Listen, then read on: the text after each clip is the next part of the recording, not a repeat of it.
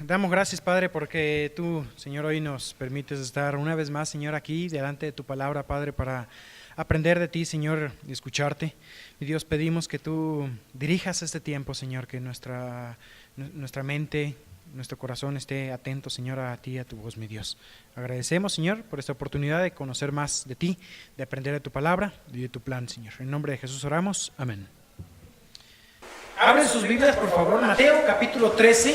Seguimos avanzando en nuestro estudio sobre el importante tema de la vida de Cristo. Ahora, ya llegamos a uno de los capítulos complicados, quizás no complicados, podría decir profundos de la Biblia. Mateo capítulo 13. Ahora, este pasaje o estos pasajes que toca estar viendo en Mateo 13, algunos de ellos son muy escuchados, muy predicados. Por ejemplo, la parábola del sembrador. ¿Quién ha escuchado una predicación de la parábola del sembrador?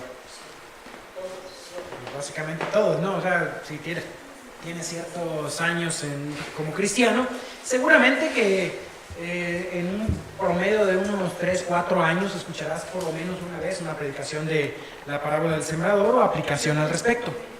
Pero sabes, el día de hoy quisiera yo tocarlas desde un punto de vista no muy conocido y de hecho es el punto de vista por el cual el Señor nos tocó. Tenemos que conocer, es muy importante aplicar la Biblia a nuestra vida. Y vamos a poder estar estudiando estas parábolas, aplicándolas a nuestra vida, pero particularmente el estudio de hoy no es muy aplicado, es quizás mucho más doctrinal. Entonces hoy, más que una predicación, me toca dar una clase, es una clase de teología. Si nosotros nos retrocedemos un poco en cuanto a lo que venía pasando, vamos a entender el porqué de las parábolas y por qué en este momento. ¿Recuerdan ustedes cómo Jesús venía anunciando el reino de Dios? ¿Sí? Juan el Bautista había predicado el reino de los cielos, ¿lo recuerdas? Arrepentíos, porque el reino de los cielos se ha acercado. Ahora, el reino de los cielos, el reino de Dios, había sido profetizado ya desde el Antiguo Testamento y Israel sabía las promesas, conocía las promesas que un día vendría el Mesías. Y de ahí preguntaban, ¿será este el hijo de David? ¿Será él el Mesías? Porque sabían de las profecías de aquel que vendría a reinar. Entonces, si viene alguien a reinar, significa que hay un ¿qué? Un reino. Así que el reino era conocido. Sabemos cómo la gente comenzó a seguir a Jesús, pero comenzó a surgir abiertamente una oposición a Cristo.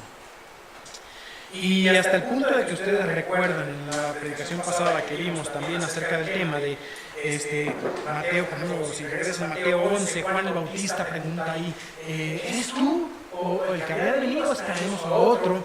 Porque Juan el Bautista, que predicaba el reino, había sido encarcelado y poco tiempo después de esto será decapitado. Lo vemos también aquí en este contexto. ¿Se recuerdan ustedes que vimos lo de la blasfemia contra el Espíritu Santo? Que habían dicho, estaban empezando a decir ahí que Jesús hacía milagros no por el poder del Espíritu Santo, sino por el poder de Dios, de Satanás, perdón. Entonces, la oposición estaba abierta ya a Cristo, al reino. Y aquí en Mateo capítulo 13 vamos a estar viendo también cómo Jesús explica qué iba a pasar durante este tiempo en el cual el Mesías sería rechazado. Entonces, sí, vamos a ver las parábolas aplicándolas a nuestra vida, no hoy, más adelante, en los siguientes estudios. El día de hoy quiero yo explicar algunas cosas con respecto a estas parábolas. En primer lugar, muchas veces Jesús habló por parábolas. Miren, Mateo 13 comienza hablando, Jesús dice, versículo 1, en aquel día salió Jesús de la casa y se sentó junto al mar, Y bueno, se juntó mucha gente, entraron en la barca, se sentó y tiene la oportunidad aquí de hablar 4 parábolas en público. Y da la primera parábola, que es la parábola del sembrador, y luego le preguntan a los discípulos, versículo 10, ¿por qué les hablas por parábolas?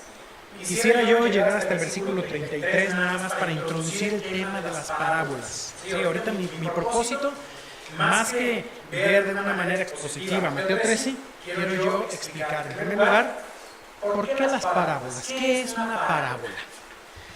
Mateo 3, Marcos, Marcos, nada más para mencionar un pequeño pasaje, capítulo 4, versículo 33 y 34, no pierdan su pasaje en Mateo 13, solamente leo esos 2 versículos. Marcos 4, 33 y 34, dice: con muchas parábolas como estas les hablaba, conforme a lo que podían oír, y sin parábolas no les hablaba, aunque sus discípulos en particular les declaraba todo. Esto es para introducir las parábolas. ¿Te das cuenta aquí algunas cosas? Jesús había hablado por parábolas antes, ¿no? O sea, el Sermón del Monte fue claro, fue en un lenguaje claro, específico. Sí, quizás hubo algunas figuras del lenguaje, pero ahora dice que empezó a hablar por parábolas. Si regresa por favor aquí a Mateo 13, vimos ahí en Marcos que sin parábolas no les hablaba, y les hablaba conforme a lo que podían oír. La parábola es una figura del lenguaje. Nosotros usamos muchas figuras del lenguaje, analogías, son comunes en nuestra forma de hablar. Hay muchas parábolas en los evangelios, pero hay 3 grupos muy grandes de parábolas. Unas están en Mateo 13 y sus pasajes paralelos, Mateo 13, Marcos 4, Lucas 8. Son las mismas parábolas, o sea, la parábola del sembrador y alguna parábola más. En Mateo está un poquito más extendido. Entonces, el primer grupo de parábolas, las de Mateo 13. El segundo grupo de parábolas están en Lucas, capítulo 15 y 16, y otro grupo de parábolas están en Mateo 20 al 22, que ya tienen que ver también con eventos futuros. La palabra parábola, en griego hay 2 palabras que explican esto. La palabra parábole significa una cosa puesta al lado de otra, de donde viene en nuestro idioma normal algo que es paralelo. Las vías del tren son paralelas, son 2 que van una al lado de la otra y nunca se juntan. De modo que una parábola es una verdad colocada al lado de otra, una verdad, Jesús lo dijo así, una verdad terrenal para ilustrar una verdad celestial. ¿Recuerdas que Jesús dijo, os he hablado cosas terrenales y si os hablase las celestiales, no me creéis? ¿Qué va a pasar si les hablo las celestiales?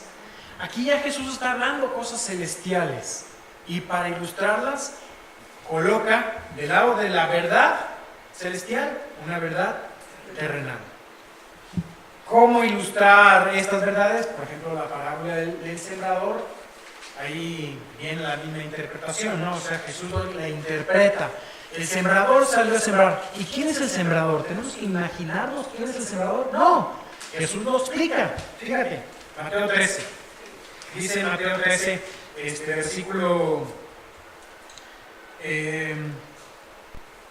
versículo 3, he aquí el sembrador salió a sembrar. Y si te vas al versículo, en los siguientes versículos, bueno, voy a leer un poquito más. Dice, mientras sembraba, parte de la semilla cayó junto al camino y vinieron las aves y la comieron, parte cayó y sabemos todo esto. Vámonos hasta el 18. En el 13:1 está la parábola. En el 18 está Jesús explicándola. No la quiero explicar yo porque es el tema de otro sermón. Pero fíjate cómo dice aquí, oíd pues vosotros la parábola del sembrador. Cuando alguno oye la palabra del reino y no la entiende, viene el malo y la arrebata. Entonces, aquí vemos ¿Qué es la semilla? La palabra del reino. ¿Sí? Y viene el malo y la arrebata. ¿Quién es el malo? Es Satanás. Entonces, en este caso, si tú regresas, ves que las aves se habían comido la semilla. Entonces, las aves representan, es la verdad celestial. La verdad terrenal es un ave, la verdad celestial es Satanás. La verdad terrenal es la semilla, la verdad celestial es la palabra. Y así, Jesús explica la parábola. Les decía, la primera palabra es parábole, y la otra palabra que usa Juan es la palabra paromía. Paromía es algo colocado junto al camino. Entonces tú tienes el camino y colocas algo al lado. Eso es la palabra paromía. Una verdad con algo colocado. La idea es comparación. Entonces, parábola es algo colocado al lado de otra cosa. Para entender un poquito mejor las parábolas, conocemos otras figuras del lenguaje que quisiera yo contrastarlas con la parábola. Una fábula. Han escuchado ustedes las fábulas, ¿no? Las famosas fábulas de Esopo. El perro de las dos tortas. No sé, hay muchas historias de animales que ilustran verdades morales, lecciones espirituales. En la Biblia hay también algunas fábulas.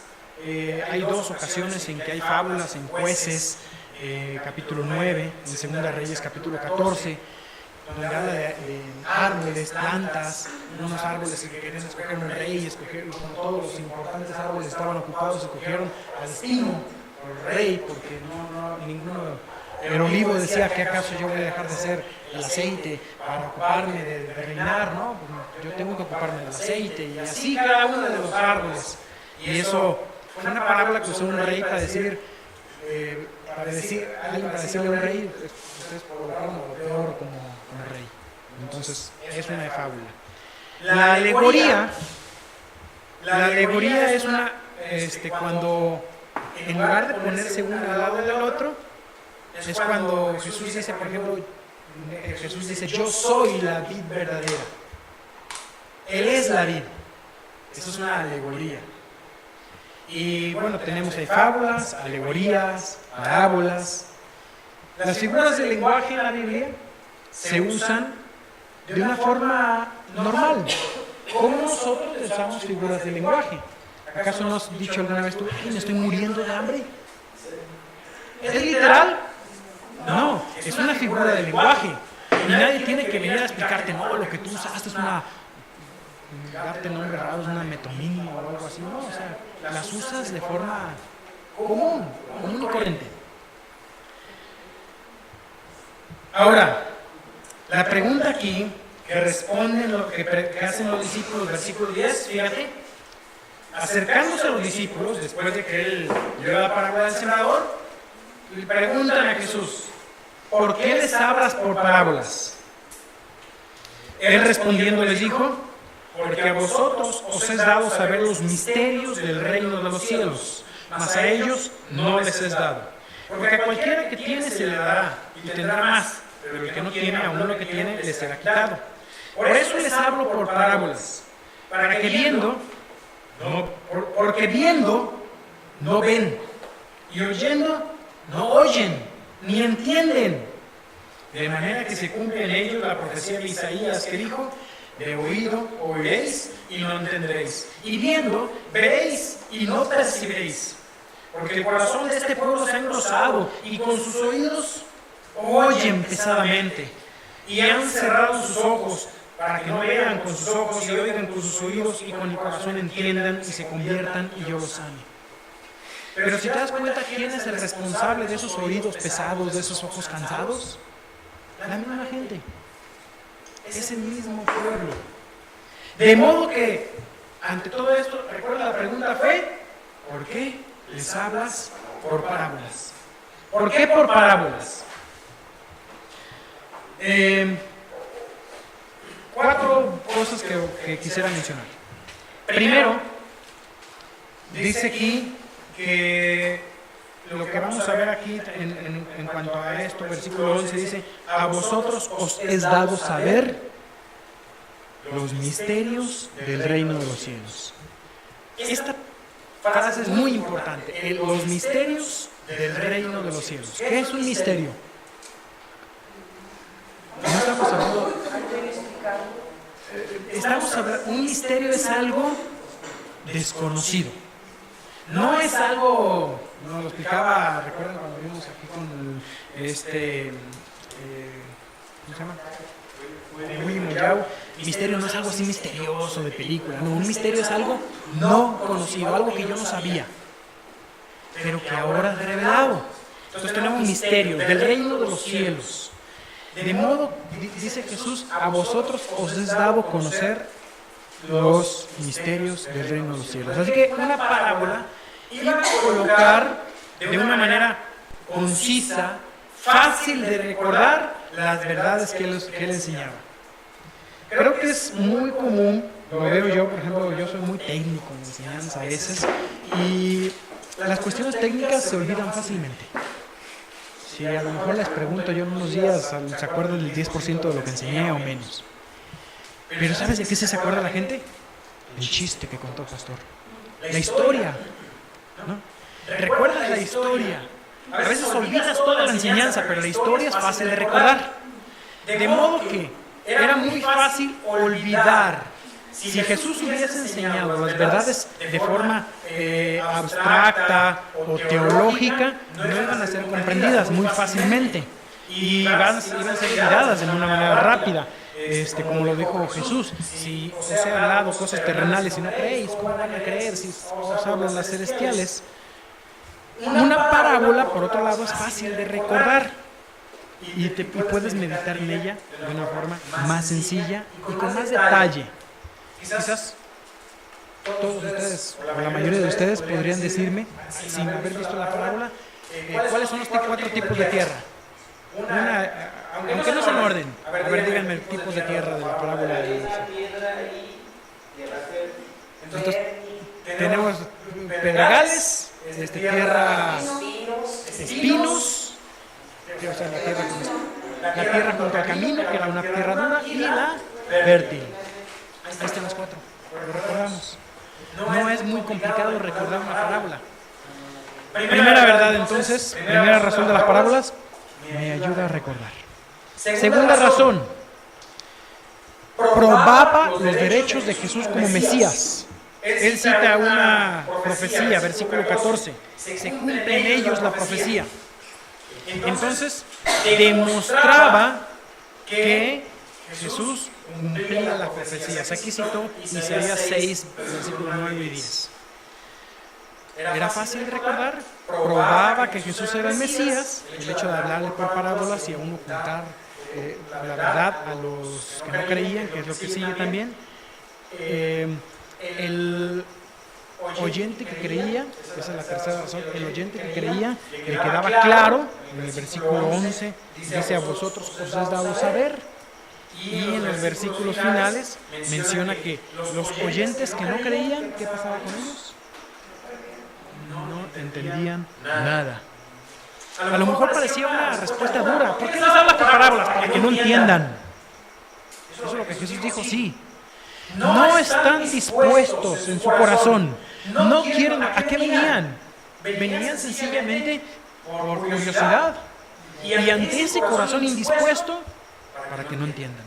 Porque si entienden, era más condenación para ellos. Él vino a salvar, no a condenar. Pero si consideramos los antecedentes de este pasaje, considerando todo lo que había ocurrido, con que lo acusaron de hacer milagros por el poder de Satanás, entendemos la razón. Había un antagonismo, una oposición hacia el ministerio de Jesús, de modo que Jesús fue misericordioso al hablar por parábolas, porque aquellos que no estaban entendidos, no entendían. Los que no estaban listos, no entendían. Esto define entonces ¿qué?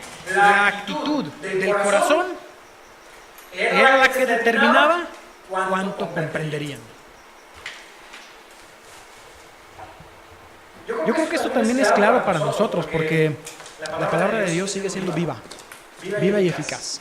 El hecho de que es viva significa que no es como un libro común.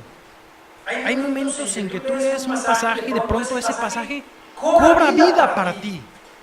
Hay pasajes que puedes haber leído 100 veces y de pronto en la 101 adquirió un nuevo matiz para tu vida. ¿Y por qué no lo habías visto antes? Porque tu corazón no estaba listo, porque no era el momento, porque no era práctico para tu vida, diferentes razones. Pero también puede ser que necesites 1000 veces leer el pasaje y no lo entiendas. ¿Cuál puede ser la razón? ¿Cómo está tu corazón? ¿Tu corazón entiende la voluntad de Dios? ¿O te pasa que de pronto lees y ya es lo mismo, siempre lo mismo y Dios no dice nada nuevo? ¿No será que sea tu corazón el que tenga que cambiar? Que de pronto parece ser que Dios te está hablando por parábolas y no entiendes nada. Y puede ser que sea tu corazón, y como lo he mencionado, puede ser que Dios ya te dijo lo que te tenía que decir y no tiene nada más que decirte. Ya te mencionó que tienes que cambiar, ya te habló de qué pecados tienes que cambiar, y tu corazón sigue duro. Por eso, no hay nada más en la Biblia para ti. Hay muchos cristianos hoy en día, y veo yo comúnmente, y aún a mí me pasa también, queremos que Dios obre en mis planes. Señor, te pido por esto, estoy organizando esto, estoy planeando esto, tengo estos proyectos. Señor, confirma mis planes. No digo que esté mal orar y colocar tus planes en los pies de Dios, pero desgraciadamente hay más cristianos buscando que Dios se integre en sus planes que ellos queriéndose integrar en el plan de Dios. Hay muy pocos cristianos que dicen, Dios, ¿qué estás haciendo? Yo quiero ver a Dios obrar y decir, quiero ser parte de eso. ¿Ves a Dios obrar a tu alrededor? ¿Qué está haciendo Dios con diferentes personas, con diferentes ministerios? ¿Quieres ser parte de eso? ¿O tú estás cómodo? Tú eres un espectador que ves la acción desde las gradas. Ah, qué padre lo que están haciendo ellos. Intégrate en lo que Dios hace. Probablemente eso es lo que nos hace falta para que la palabra de Dios sea viva en mi vida. Ahora, estoy nada más introduciendo las parábolas. ¿Cómo interpretar las parábolas? En general, primero, tenemos que entender el lenguaje que se usa en las parábolas.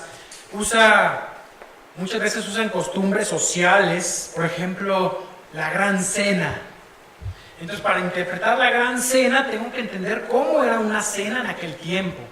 Era una fiesta, pero ¿qué tipo de fiesta? ¿Cómo funcionaba? Si tú organizabas una fiesta, tú tenías como el que invitaba a todos, proveerles vestidos a los invitados. O sea, la invitación no era una carta envuelta, era ropa. Así que quieres organizar una boda oriental, compra ropa para todos tus invitados y llevan todos vestidos iguales. Por eso encontraron uno, ¿por qué no estás vestido tú igual? ¿Por qué no tienes vestido de bodas? Entonces, para interpretar necesitas tú entender las costumbres orientales, los fenómenos físicos. Ninguno que tiene un vestido viejo pone un remiendo nuevo. El vino y los odres, ¿recuerdas? Odres viejos, odres nuevos. Entonces tienes que entender un poco qué es lo que sucede con esos fenómenos físicos. Pero hay una parte muy importante y es identificar la enseñanza central y fundamental de la parábola, en base a su contexto. La parábola del sembrador está en un contexto de rechazan a Mesías, rechazan a Cristo. Y en ese contexto la vamos a interpretar. Vamos a poner un ejemplo. El buen samaritano.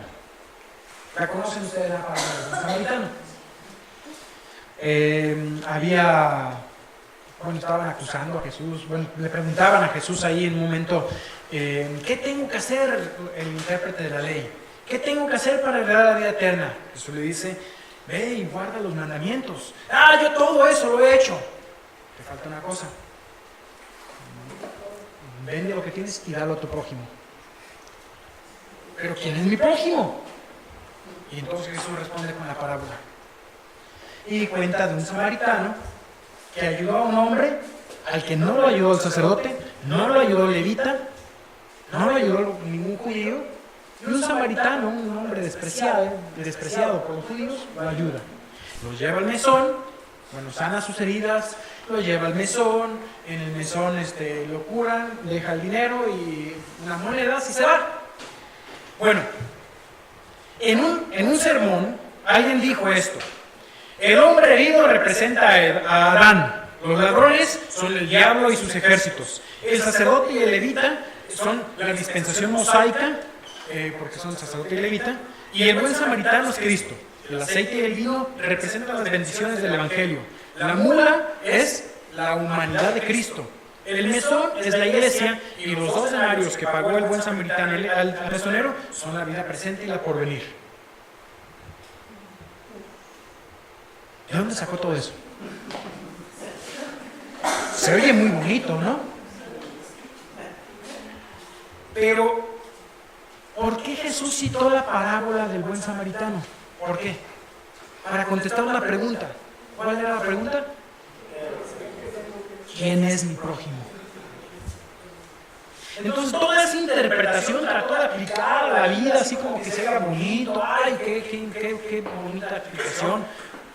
Pero se sacó de las mangas todas esas cosas que no están en la Biblia. Eso es pura alegoría. No es una interpretación correcta. Aunque se oiga bonita, no es una interpretación correcta. La interpretación correcta está apegada a el propósito de Jesús al citarla, que era responder a la pregunta: ¿quién es mi prójimo? Así que no podemos andar sacando cosas que la Biblia no dice. Apeguémonos a la Biblia. Así que, ¿cómo interpreto yo todos los detalles? ¿Qué representa el burro? Nada, o sea, no tiene propósito, ¿no? No tengo que decir lo que la Biblia no dice. ¿Ok? Apeguémonos. Los detalles se interpretan cuando es posible y de acuerdo y en armonía a el contexto y el resto de la Biblia. De modo que yo puedo interpretar: ¿quién es la semilla en la parábola del sembrador? Sí, ¿por qué? Porque Jesús lo dijo. ¿Quién es la tierra dura? ¿Quién es la tierra entre espinos? ¿Quién es la tierra fértil? ¿Quién es la tierra del camino? Sí, lo puedo interpretar, porque la Biblia, la regla más importante de la interpretación de la Biblia es que la Biblia se interpreta a sí misma. La Biblia se interpreta a sí misma. De modo que yo puedo interpretar la Biblia con la Biblia, no con mi parecer. ¿Sí? Las parábolas ilustran, iluminan, nos ayudan a entender doctrinas, pero no son base para las doctrinas. No puedes basar una doctrina en una parábola. Si alguna doctrina se quiere basar en una parábola, sin otras referencias explícitas en la Biblia, esa doctrina tiene que ser rechazada. El purgatorio, por ejemplo, se basa en una parábola, en una mala interpretación de una parábola. Una gran parte de las herejías y doctrinas erradas de hoy en día tienen inicio en parábolas mal interpretadas. Entonces, las parábolas que no te den miedo, son sencillas, pero interpretadas en el mismo contexto. Y si la Biblia no dice qué significa, no son detalles de todo importantes. Vamos a ver un poquito en cuanto a las parábolas de Mateo 13, que quizás son un grupo de parábolas de las más difíciles de la Biblia, y vamos a ver qué detalles sí podemos interpretar y cuáles son sencillamente verdades ilustrativas dentro del contexto de la parábola. ¿Okay? Vamos entonces a presentar. ¿Me puedes el tiempo para ver cuánto? ¿Qué horas empecé? Solamente para ver las parábolas de Mateo 13. Hay un libro en el cual yo me estoy basando para esto, que se llama Eventos del Porvenir, se llama Dwight Pentecost. Este es un excelente libro de doctrina, de escatología, eventos futuros, y tocan con mucho detalle también algunas cosas de este libro. Ponme por favor la presentación de precio ahora. Llevo 30 minutos y quizás me tome espero 15 minutos más, o 20 quizás si me dan la oportunidad. Pentecost menciona ahí en las páginas 100 a las 115 más o menos, todo esto que voy a mencionar está basado en este libro. Me apoyo también un poquito y este es un panorama de la Biblia. Voy a explicar algunas cosas de esto con esta línea de tiempo. Empecé hace tiempo que la hice yo y ustedes recuerdan, esta línea de tiempo es esta, pero todavía no la termino. Es un borrador. Cuando vimos hermenéutica, recuerdan ustedes toda esta línea de tiempo, donde vimos las 7 dispensaciones. Entonces, esto es parte de la materia de hermenéutica. Les animo a estar estudiando, a ser parte de esas materias porque son muy útiles para la interpretación de la Biblia. En la materia de hermenéutica, nosotros vimos esta línea de tiempo. Y antes de entrar en ella, les explico. ¿Por qué Jesús cita entonces las parábolas de Mateo capítulo 13? Veámoslo en su contexto. Rechazo hacia el Mesías. Entonces, queda la pregunta, ¿qué va a pasar si el Mesías es rechazado? Si la Biblia en el Antiguo Testamento decía que iba a instaurarse el reino, entonces el rey no está siendo aceptado. En el corazón de los judíos que están esperando la promesa, surge la inquietud. ¿Qué va a pasar entonces? ¿Fallarán las profecías?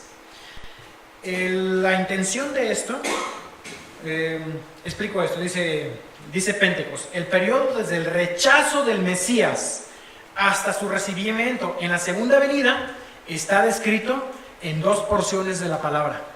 En Mateo capítulo 13 y en Apocalipsis capítulo 2 y 3. Apocalipsis capítulo 2 y 3 no son complicados de entender. Las de Mateo 13 presentan un poquito más de dificultades que vamos a sortearlas ahorita. Mateo toca esto desde el punto de vista del programa del reino de Dios. Es en Mateo donde vemos que Jesús predicaba el reino de Dios. Apocalipsis, por otro lado, presenta ese mismo periodo desde el punto de vista de la iglesia. La iglesia es un misterio. Nunca se había hablado de la iglesia en el Antiguo Testamento. Entonces fue revelado. Eso es un misterio. El capítulo de Mateo 13 tiene 3 planteamientos distintos. O sea, ¿cómo lo ven? ¿Cómo lo interpreta la gente? Hay gente que llega a Mateo 13 y solo se ocupan de las lecciones espirituales o morales. Esa es la mayoría de las explicaciones de la parábola del sembrador. Explicaciones espirituales y morales que no distinguen para nada el programa de Dios con Israel y el programa de Dios con la iglesia. Para ellos es lo mismo. La iglesia e Israel son lo mismo. En consecuencia solamente van a ver a la iglesia, nosotros en esta porción. Estas interpretaciones tienen las posturas del amilenialismo, el postmilenialismo, los que no creen en el milenio. El milenio es el periodo que voy a explicar aquí. No voy a explicar todo esto, pero en breve lo van a ver ustedes. Hay quienes piensan que el milenio no existe esta parte, y hay otros que piensan que el milenio ya pasó.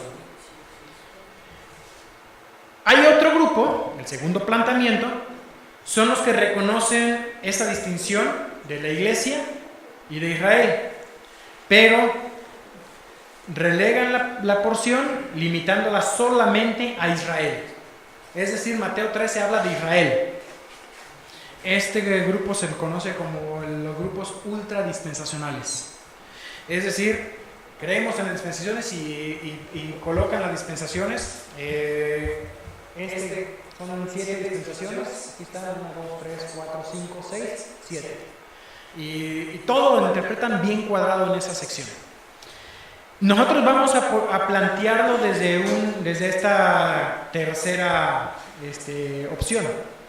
Dice, esta porción encuadra las condiciones de la tierra con respecto al desarrollo del programa del reino durante el tiempo de la ausencia del rey. Es el periodo intermedio entre las dos venidas. Cuando hablamos de reino, la mayoría de la gente ubica el reino como esta porción de aquí. Miren, a ver si... Aquí están las 7 dispensaciones. Todo inicia con la creación. Les digo, no está completo, ya lo voy a avanzar un poquito más, así que eso también lo motivará a que vengan a las materias que vamos a estar impartiendo. La creación, luego comienza con la dispensación de la inocencia. Ahorita puse solamente imágenes, más adelante voy a poner las citas bíblicas. Cada una de las dispensaciones tiene una responsabilidad del hombre, un fracaso del hombre y un juicio. La responsabilidad del hombre, ustedes recuerdan en la inocencia, ¿qué era la responsabilidad del hombre? No comerás del fruto prohibido. ¿El hombre cumplió? No, fracasó. Juicio, muerte y expulsión. La siguiente dispensación fue la conciencia. Responsabilidad del hombre. Ok, tú querías conocer el bien y el mal. Vamos a ver si ahora que tienes conciencia eliges el bien y no el mal. Fracaso. ¿Qué pasó con el hombre? Se corrompió tanto que Dios dijo, voy a raer la vida de la tierra. Juicio, el diluvio. Siguiente, gobierno humano. Salen del arca y Dios hace un pacto con Noé, que no vuelva a pasar esto. Entonces, para evitar que pase eso, Dios instaura el gobierno humano. Y se instaura dentro del gobierno humano la pena capital. El que derrame sangre, por la sangre que derramó, su sangre será derramada. Fracaso. Bueno, parte de la responsabilidad también era dispérsense por toda la tierra y llenen la tierra. ¿Qué hizo el hombre? Vamos a hacer una torre por si fuéramos esparcidos para hacernos un nombre y todos juntitos aquí vamos a ser poderosos. Juicio. ¿Cuál fue el juicio? Las lenguas y la dispersión. Siguiente dispensación, la promesa. Dios le dice a Abraham, llama a Abraham y le dice, vete de tu tierra, de tu parentela, a la tierra que yo te daré, mora en ella. El fracaso, en varias ocasiones descendió a Egipto y finalmente el pueblo en Egipto se quedó y terminaron como juicio, esclavitud. Siguiente dispensación, la ley. Todas esas dispensaciones no tienen mucha relevancia ahorita con el tema, les avanzo sobre ella, la ley. Viene el tiempo de los jueces, reyes, los silencios, el éxodo. Dios le da a Moisés las tablas de la ley en el Sinaí. Cumplan la ley y yo los voy a instaurar en la tierra prometida.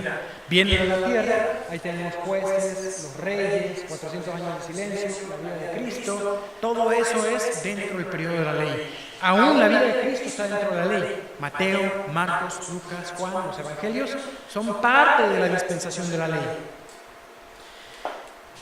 Aquí Cristo, en este momento estamos, al final de la vida de Cristo, al final de la ley. Cristo está siendo rechazado, sería crucificado. Y la promesa de que se instauraría un reino. Y aquí viene la siguiente dispensación, que es la iglesia. Este periodo es un misterio no revelado. Estamos nosotros ya casi 2000 años, estamos casi al final del arrebatamiento, cuando Cristo viene en las nubes y nos lleva. Entonces tenemos ese evento del arrebatamiento. Ya en alguna oportunidad voy a explicar todo esto mejor. Y después de esa iglesia, cuando Cristo nos lleva, viene el periodo conocido como la tribulación. Son 7 años. Esto no es una dispensación, es parte de un juicio de Dios.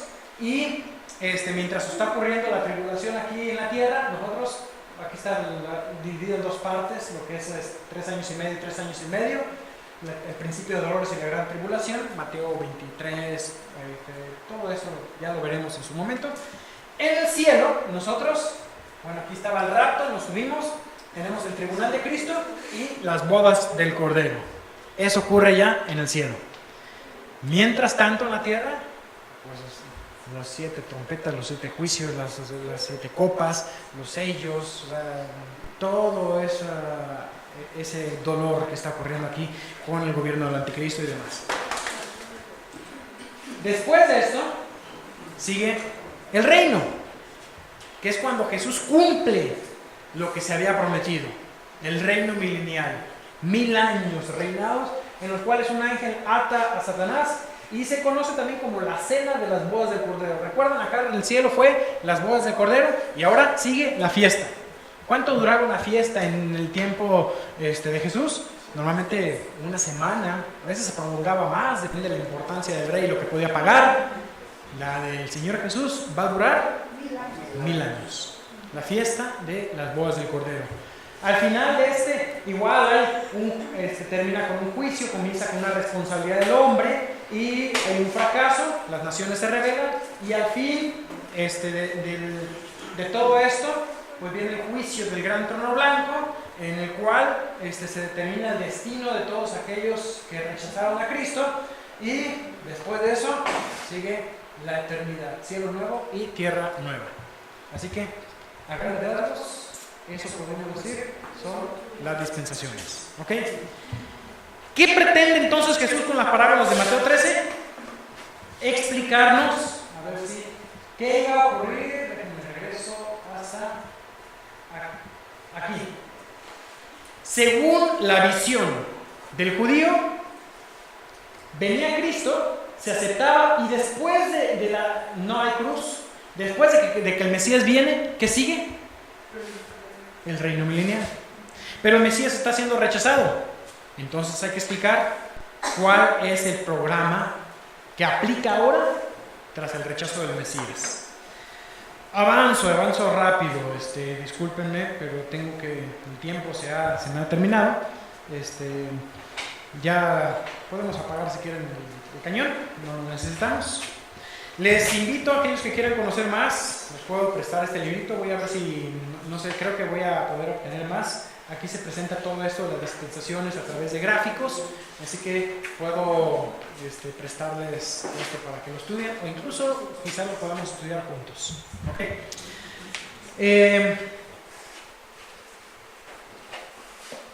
Vamos, nada más introduzco ya las parábolas y termino con esto. Tenemos un grupo de parábolas. Aquí en Mateo 13 son 7 parábolas. Para entenderlas a ellas, vamos a hacer un rápido repaso de Mateo. Si quieres, avanza en tu Biblia nada más viendo los títulos. Vamos hasta Mateo capítulo 1.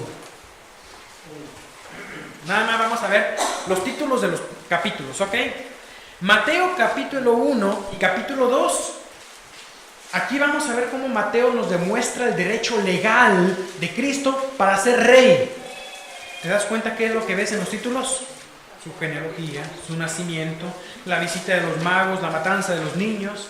Todo esto nos muestra el derecho legal. Cristo es el Mesías. En Mateo capítulo 3 podemos decir que fue la dedicación del rey, derecho legal del rey. La dedicación del rey. ¿Cómo fue que fue dedicado el rey? Su bautizo. En Mateo capítulo 4, te das cuenta aquí qué ocurre. Aquí vamos a ver cómo el derecho moral del rey. ¿Cuál es el derecho moral del rey? Sin pecado. No cayó en pecado. Capítulo 5, 6, 7. ¿Qué vimos en Mateo capítulo 5, 6 y 7? Fíjate el título del 5. El sermón de la montaña. El sermón de la montaña se prolonga por Mateo capítulo 5, Mateo capítulo 6, Mateo capítulo 7 y llegamos hasta Mateo capítulo 8, donde vamos a ver la autoridad del rey. ¿Cómo Jesús mostró su autoridad? Según nos lo bosqueja Mateo. ¿Qué ves aquí? Milagros. Todo esto, Mateo capítulo 8, Mateo capítulo 9, vemos la autoridad del rey. Mateo capítulo 11, hasta el 10 es autoridad, 10 todavía es autoridad, hasta el 11. En Mateo capítulo 11 vamos a comenzar a ver que la oposición al rey. Lo voy a repasar desde el principio. El derecho legal, Mateo 1 y 2. La dedicación del rey, Mateo 3. El derecho moral del rey, Mateo 4. El derecho judicial del rey, Mateo 5, 6 y 7, el sermón de la montaña. Mateo 8, 9 y 10, la autoridad del rey. Mateo 11 y 12, la oposición del rey. Y a partir de ahora vamos a ver qué va a suceder, y eso lo ilustra con Mateo 13. ¿Ok? Aquí en Mateo 13, entonces, la pregunta es, ¿a qué se refiere con los misterios del reino de los cielos? Creo que ya lo expliqué. Misterio es algo que no había sido revelado. ¿Qué iba a suceder ahora? Bueno, entonces Jesús dice, fíjate, Mateo 13, 11. A vosotros os es dado saber lo que no sabía nadie, los misterios del reino de los cielos. ¿Y cómo Jesús iba a dar a conocer sus misterios? A través de 7 parábolas. Estas 7 parábolas que están acá. El reino de los cielos no se refiere solamente al milenio. El reino de los cielos, reconozcamos que Dios siempre ha sido rey. El reino es una manifestación del reino de los cielos. Pero el reino de los cielos, ¿recuerdas que Jesús un día hablando con Nicodemo le dijo, si no naces de nuevo no puedes ver el reino de los cielos? Se refiere al reino espiritual en el cual entramos.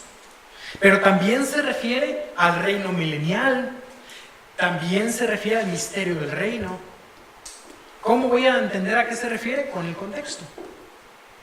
Así que la forma, cuando dice aquí el misterio del reino de los cielos, se refiere al periodo entre las dos venidas. Es desde que rechazan a Cristo hasta su segunda venida. ¿Qué dispensación había ahí en medio? ¿Recuerdan? Está la tribulación, aunque no es una dispensación, está la tribulación. Pero antes de la tribulación está la dispensación de la iglesia. La iglesia y el periodo de la tribulación está ahí entre las dos venidas. De modo que Mateo 13 nos va a explicar qué sucede en la época de la iglesia y en la época de la tribulación. Algunas claves para interpretar todo esto es que, en primer lugar, este periodo del misterio no se refiere a Israel, porque el reino no era ningún misterio para Israel. Tampoco se refiere solamente a la iglesia, porque hay trigo y cizaña. La cizaña serían no creyentes. Y en la verdadera iglesia, no me refiero a la iglesia local en la cual estamos reunidos y puede haber algunos de nosotros que no tenemos a Cristo en el corazón. En la iglesia que es arrebatada no hay cizaña, solamente se lleva el Señor a los genuinos. ¿Ok? Así que no se refiere a Israel, no se refiere a la iglesia, porque hay también peces buenos y peces malos. Se refiere a todo ese periodo. Incluye a Israel, sí, incluye a la iglesia, sí, incluye a los incrédulos, incluye a los salvos que van a estar en la tribulación, incluye a aquellos que se van a dejar sellar con el sello del anticristo. Todo ese periodo está explicado con estas parábolas. ¿Cómo lo interpreto? Primera regla, el Señor mismo interpreta algunas de las parábolas, así que son sencillas.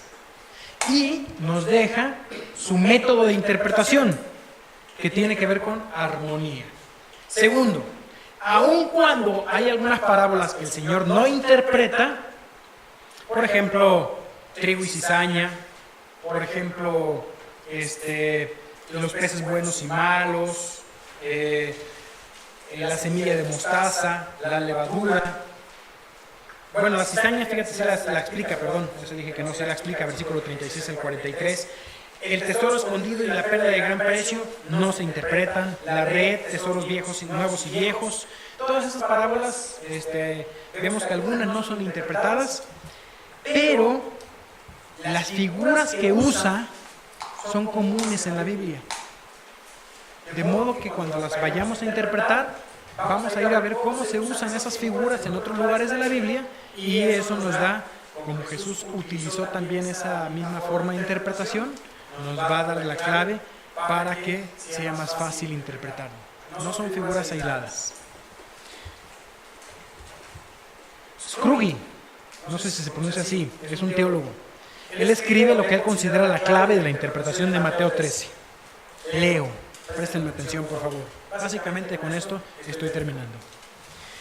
En el versículo 52 dice: por esto todo escriba docto en el reino de los cielos es semejante a un padre de familia que saca de su tesoro cosas nuevas y cosas viejas.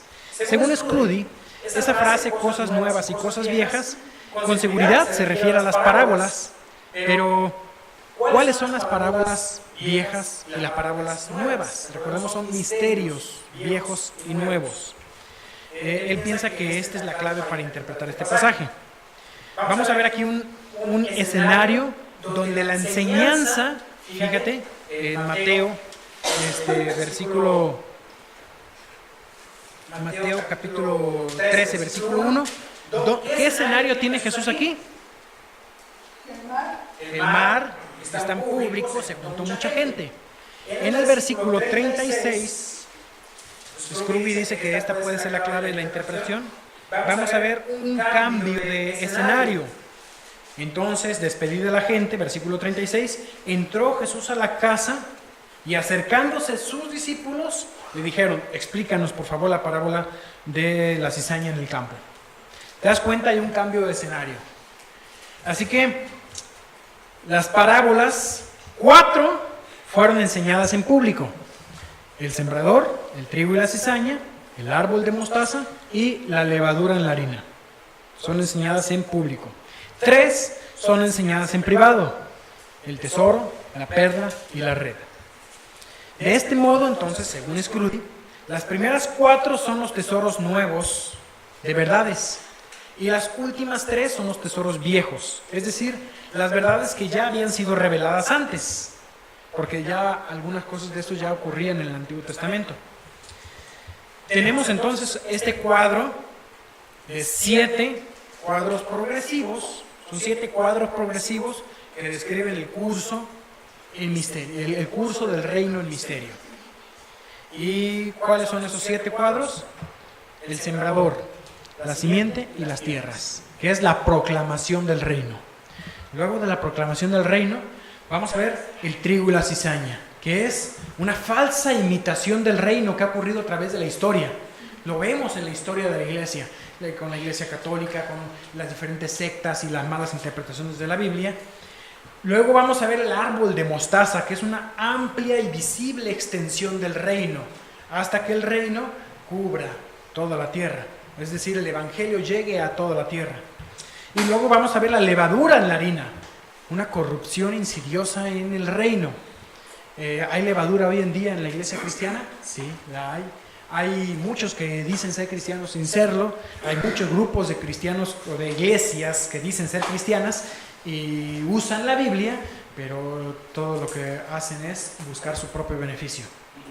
Esas serían las cosas nuevas, cosas que no habían sido reveladas antes.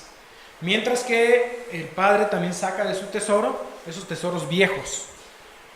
Primero, vamos a estudiar versículo 44, la parábola del tesoro escondido. Este tesoro escondido es sacado ¿de dónde? De la tierra. En la Biblia la tierra siempre representa a Israel. La tierra, cuando habla de la tierra prometida, todo el Antiguo Testamento menciona mucho mi tierra, y es la tierra de Israel. Así que el tesoro es la nación israelita, algo muy valioso sacado de la tierra. También tenemos algo muy valioso sacado ¿de dónde? Siguiente parábola. ¿De dónde es sacado lo siguiente valioso? Del mar. ¿Qué representa en la Biblia el mar?